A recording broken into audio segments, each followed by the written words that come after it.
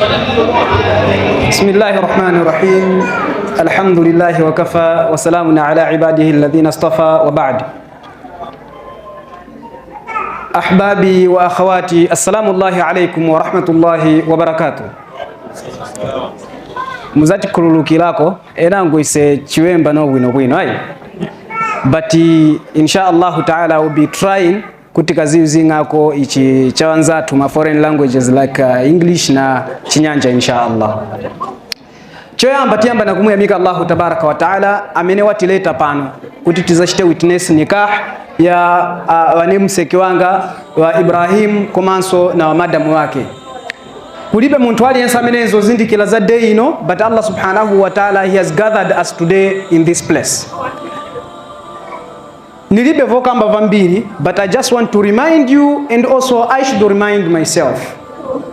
Pa aya imene wa Sheikh wanapereka kunna kuti wa min ayatihi an khalaqa lakum min anfusikum azwajan. Kunna kuti muzisanzo kapena some of the examples, some of the signs of Allah subhanahu wa ta'ala, he created amongst yourselves azwajan, women, meaning a woman was created from the rib of a man.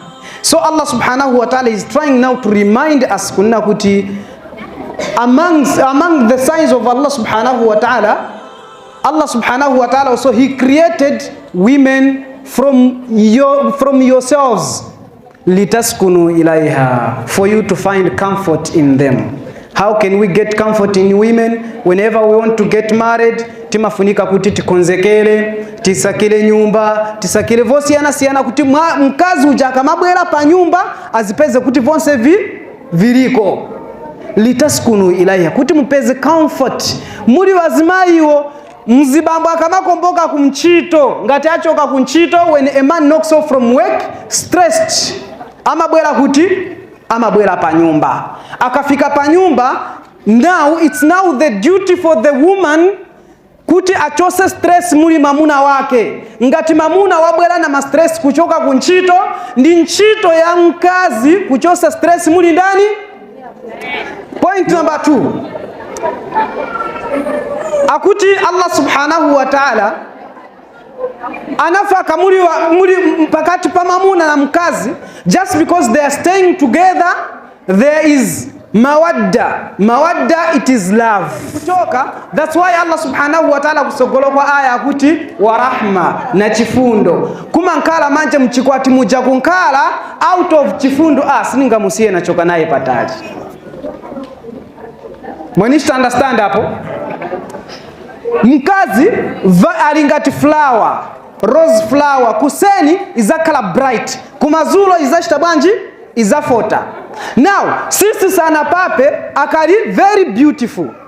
As the more she's giving birth, the more she's losing her beauty.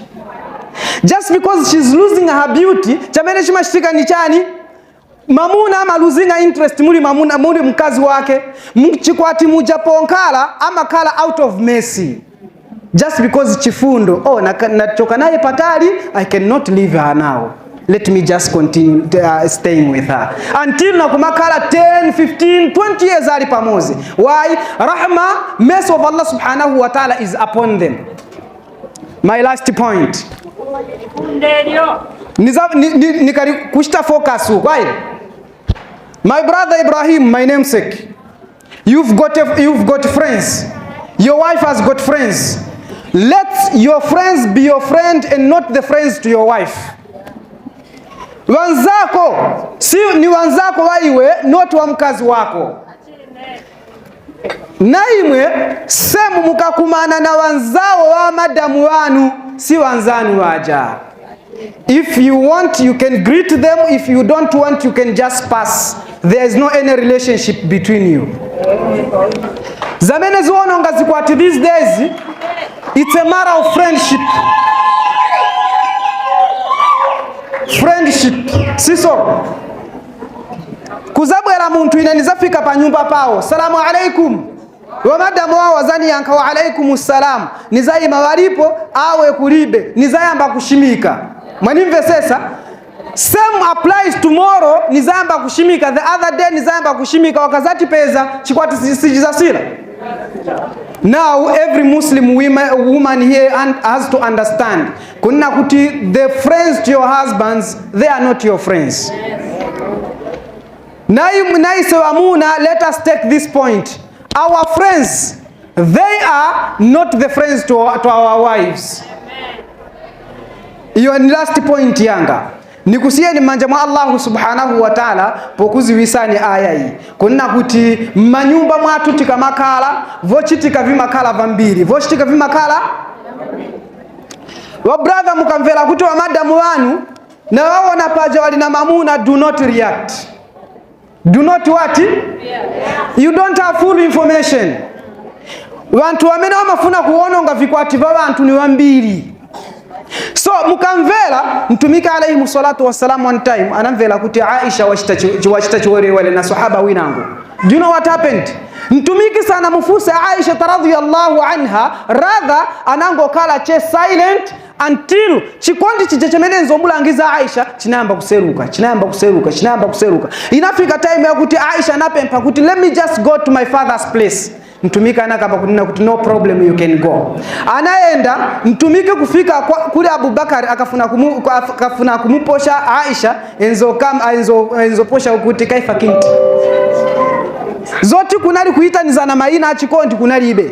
So this time around zamene zima ononga vikwati ni vambiri ma social media ziti na ma friends osiana wako skulu wakuti please let us maintain our limit.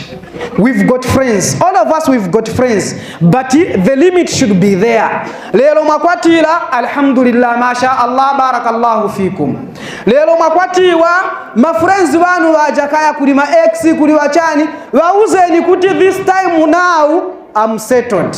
Kuteteza vikwati, titeteze manyumba yatu. Komanso tipange nyumba yatu kukala place ya metizi mkumbukira Allah subhanahu wa ta'ala. It is not the house that we should be always quarreling. It shouldn't be house that we should be always fighting. Rather ikale nyumba yemetizi kala tukumkumbukira Allah tabaraka wa ta'ala. Ya ahibati fillah, nikafika hapo nikusieni manjama Allah subhanahu wa ta'ala kutetezeni tu imwe kwa wanzatu amene simunapeze vikwati Allah ashite provider akupase ni mamuna wabwino akupase ni mkazi wabwino. Kwa wanzatu amene muli na ma intentions yena ngu yo shita solve my financial problems, may Allah subhanahu wa ta'ala grant you masiku sako maonse. Al-ams ishnahu wa lam yaud. Yesterday we are there atinankala yesterday day jaina pita siza kabwele lapo. Wa al-yawm lelo naishu wala yadum. Lelo tinkala pa day lelo and siza kalisa day yasila kudala.